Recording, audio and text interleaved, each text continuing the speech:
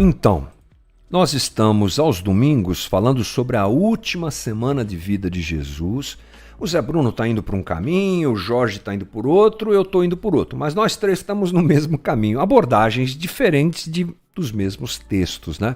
Eu tenho me esforçado para fazer você entender que na última semana de vida Jesus resume o pensamento,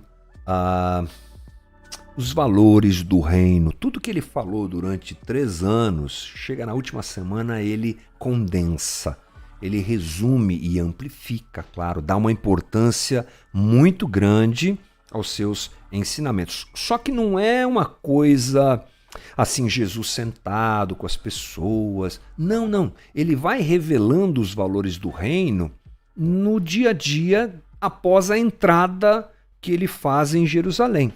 E ele revela os valores do reino também nos seus conflitos, nos seus embates. Foram 3 principais embates com os religiosos, porque ele foi para lá para dentro de Jerusalém para denunciar que aquela religião de Israel estava corrompida e falida. Então Jesus entra em Jerusalém, no dia seguinte ele vai no templo, lembra disso? Vai no templo, paralisa o que acontece no templo, denuncia que aquilo ali está vazio, que fizeram daquele lugar um antro de armação, digamos assim, para que Israel continuasse fechada em si mesma. Muitas pessoas acham que aquele confronto de Jesus no templo tem a ver só com dinheiro. Não, é muito mais do que isso. Israel foi chamada para ser um sinalizador do reino de Deus. E lá em Isaías, o templo é chamado de casa de oração, onde os povos virão. Os povos virão até o templo, mas Israel faz isso? Não, se fecha em si mesmo. Essas denúncias, esses conflitos, depois ele conta a parábola dos lavradores maus. Semana passada a gente viu que ele responde ao saduceu falando sobre ressurreição. Em cada trecho Jesus explode os valores do reino. Chegou ontem. Ontem o que acontece é Marcos capítulo 12, versículo 28 a 34. Um dos mestres da lei aproximou-se e o ouviu discutindo. Notando que Jesus lhe dera uma boa resposta ao saduceu, essa conversa vem logo depois da conversa que Jesus tem com o saduceu, perguntou-lhe: de todos os mandamentos, qual é o mais importante? Respondeu Jesus: o mais importante é esse: ouve, ó Israel, o Senhor, o nosso Deus, o Senhor é o único Senhor. Ame o Senhor, o seu Deus, de todo o seu coração, de toda a sua alma, de todo o seu entendimento e de todas as suas forças. O segundo é este, continua Jesus: ame o seu próximo como a si mesmo.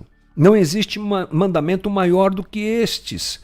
Muito bem, mestre, disse o homem, estás certo ao dizeres que Deus é único e que não existe outro além dele. Amá-lo de todo o coração, de todo o entendimento, de todas as forças e amar ao próximo como a si mesmo é mais importante do que todos os sacrifícios e ofertas. Uau! Vendo que ele tinha respondido sabiamente, Jesus lhe disse: você não está longe do reino de Deus. Daí por diante, ninguém mais ousava fazer perguntas. Gente, preciso ser rápido, mas vamos lá. Essa conversa tem a ver com prioridades. O que é mais importante? O que é mais importante? Aquele escriba, que é um mestre da lei, ele percebe a qualidade nas respostas de Jesus. Como eu disse, Jesus havia acabado de ter uma conversa com o saduceu, que negava a ressurreição, né? E Jesus dá uma forte no saduceu. Eu até brinquei ontem que esse escriba, quando ouviu Jesus responder daquele jeito pro saduceu, deve ter dito assim: yes, ué, esse cara merece, fica aí não acreditando em ressurreição. Tipo assim, que aquele saduceu era dos antes, né? Mas diante da resposta de Jesus, ele pergunta o escriba pergunta: Senhor, de todos os mandamentos, qual é o mais importante? Esse cara, gente, é especialista na lei. Eles copiavam o Antigo Testamento, eles sabiam de cor. Aliás, qualquer judeu mais ortodoxo sabia de cor a Torá, sabia de cor o Antigo Testamento. Então, essa pergunta é muito legal, muito importante. E ela é importante porque ela quer captar de Jesus o que é mais importante. Falei ontem que esse homem usa a palavra protos. Quando ele fala qual é o mandamento mais importante, essa palavra é muito importante. Desculpe a redundância, não tem como fugir disso. A palavra protos quer dizer o primeiro no tempo ou no lugar, chefe, principal, primeiro, base, o mais importante. Lembra da palavra protozoário? Então, tá aí essa palavra que tem a ver com isso. Protos, primeiro, zoom, animal, é por aí. Então a pergunta desse homem é: qual é o protos mandamento? O que é que vem primeiro? Qual é o mandamento central, basilar, que resume toda a lei? Aquele escriba parece que de alguma forma ele está preocupado com a sua prática religiosa. Seguia Jesus, ouvia Jesus. E ele que sabia tanto, agora queria saber. São 613 leis. Algumas delas bastante obscuras, subjetivas, que carecem da interpretação que, por exemplo, os fariseus faziam. Não é? O que é descansar no sábado? Eu não posso visitar uma pessoa? Eu já até falei isso aqui em outra live. E os fariseus interpretavam isso. Não, você pode visitar uma pessoa se você andar 5 quilômetros sem nada na mão. Ah, mas e se eu for visitar minha mãe e levar uma sacola? Então, uma sacola já começa a ser trabalho. Olha só a subjetividade da lei. Ela era esquisita nesse aspecto, né? E aquele homem sabia que por trás da lei havia algo central. Protos. Algo basilar, algo básico, de onde tudo emanava, não é? Para onde a lei deveria levá-lo? A sua religião deveria levá-lo aonde? Cumprir aquelas leis devia partir de onde e levá-lo aonde? Então, ele quer entender o protos, o mais importante. Ele começa a perceber que a religião deles está em frangalhos, ele está acompanhando Jesus. Por que a gente sabe disso? Porque a resposta dele lá na frente, que a gente talvez fale ainda hoje, mostra isso. Ele está vendo que está tudo pegando fogo e quando a coisa está ruim, ele precisa achar o principal, é o que ele está fazendo. Jesus responde para ele aquilo que a gente já sabe. O mais importante é esse mandamento. Ouve, ó Israel, o Senhor, o nosso Deus, o Senhor é o único Senhor. Ame ao Senhor, o seu Deus, de todo o seu coração, de toda a sua alma, de todo o seu entendimento, de toda a sua força. Jesus pega um trecho da Shema, que é a declaração monoteísta de Israel, que está lá em Deuteronômio 6. Quem deu essa declaração para Israel foi Deus.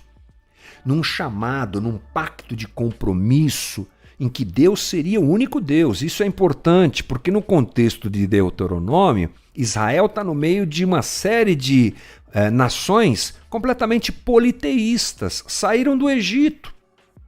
E Deus está constituindo Israel como nação santa para proclamar a ação de Deus, o próprio Deus, a essas nações. Então Deus diz: eu sou o único Deus, não vai ficar olhando para outros deuses, criando imagem e adorando, idolatrando como outros povos. Bom, diante dessa pergunta, Jesus começa por aí, e aí ele está também denunciando com isso que a religião de Israel se perdeu. Porque era para ser efetivamente monoteísta e era para saber que amar a Deus acima de todas as coisas é o principal mandamento. E Israel está perdida na sua prática religiosa. Eles fazem, mas tudo é vazio. Foi o que ele denunciou no templo. Jesus está sinalizando isso. A religião de vocês é vazia.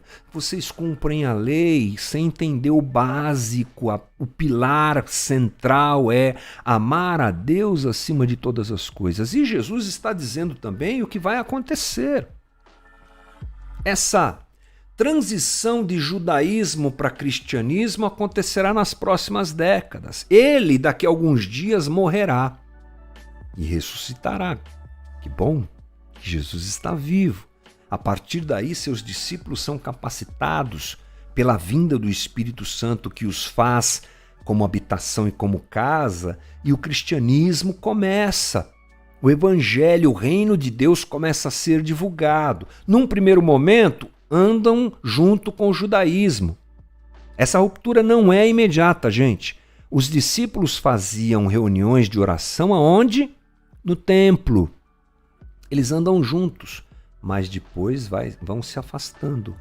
Até o ponto do ano 54, quando Nero coloca fogo, é o que dizem, lá em Roma, não é? Em Roma, e aí os cristãos são acusados disso. E aí uma ruptura começa a acontecer, os cristãos começam a ser perseguidos até o ano 300, quando Constantino, o imperador de Roma, se converte e adota a religião cristã como a religião do império. Mas até lá muita coisa acontece. Uma ruptura vai acontecer. Mas sabe o que é interessante? Preciso correr. A ruptura vai acontecer, mas o prótos é o mesmo. O que deveria acontecer no judaísmo deve acontecer no evangelho, no reino de Deus ou no cristianismo, se você prefere. Qual era o prótos? Ame a Deus acima de todas as coisas. Israel perdeu isso, se desintegrou, não é? Deu bola fora, perdeu o playboy. Foi isso que Israel viveu. Se levanta o evangelho, o reino, mas o valor é o mesmo, a transição, ela acontece, mas a base é a mesma. Não perca isso de vista. A base de relacionamento entre o homem e os participantes do reino é o amor, não é a prática da religião. É por isso que muita gente não compreende isso e fica perguntando assim, eu posso? Parece que a gente está na época da lei. O que eu posso? O que eu não posso?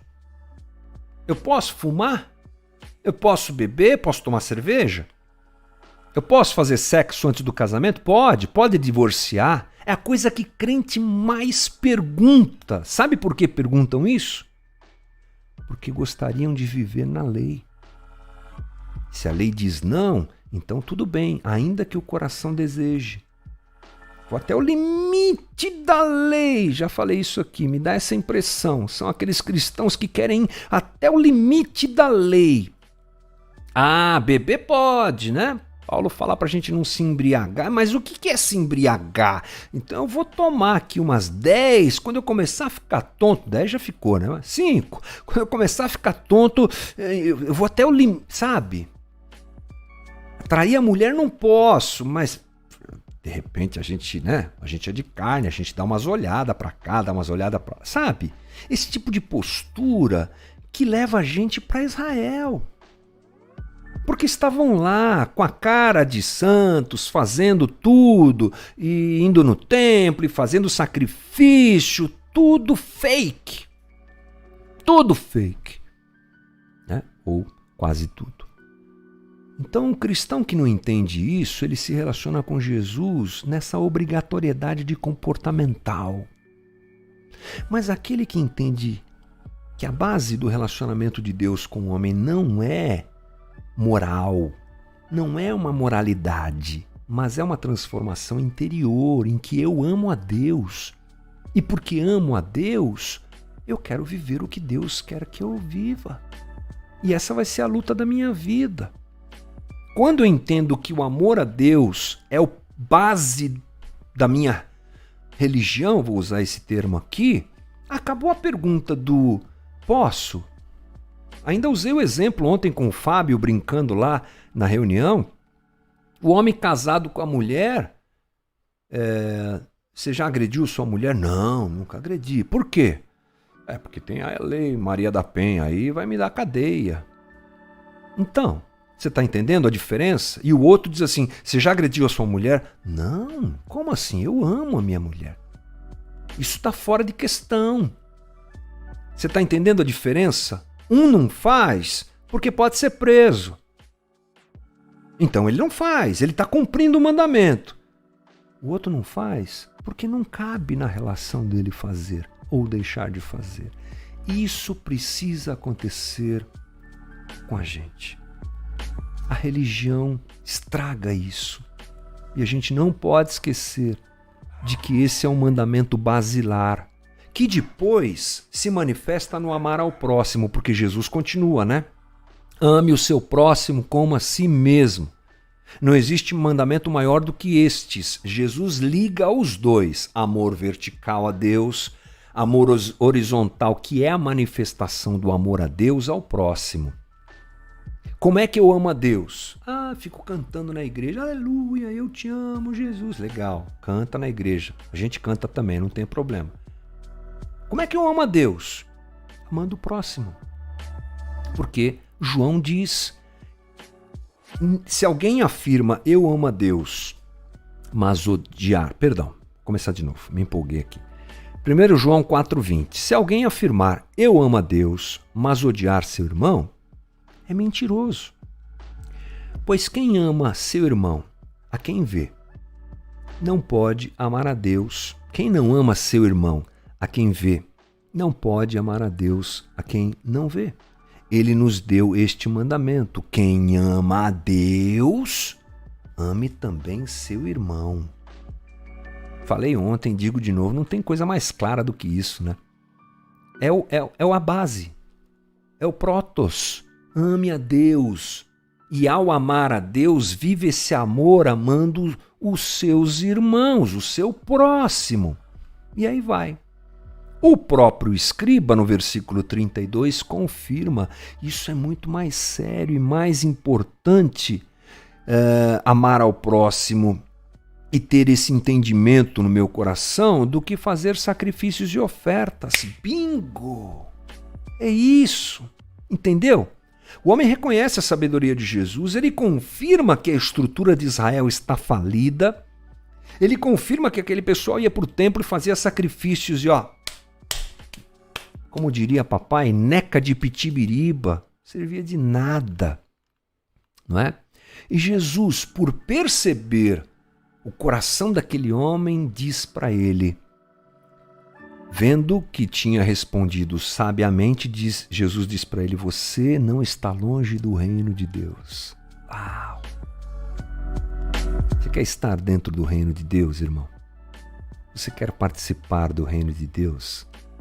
Ame a Deus sobre todas as coisas. E ame o teu próximo como a você. Faça disso o óculos para ver a vida. Faça disso a base para tudo. Profissionalmente, lá, pense nisso, viva isso e reflita isso lá.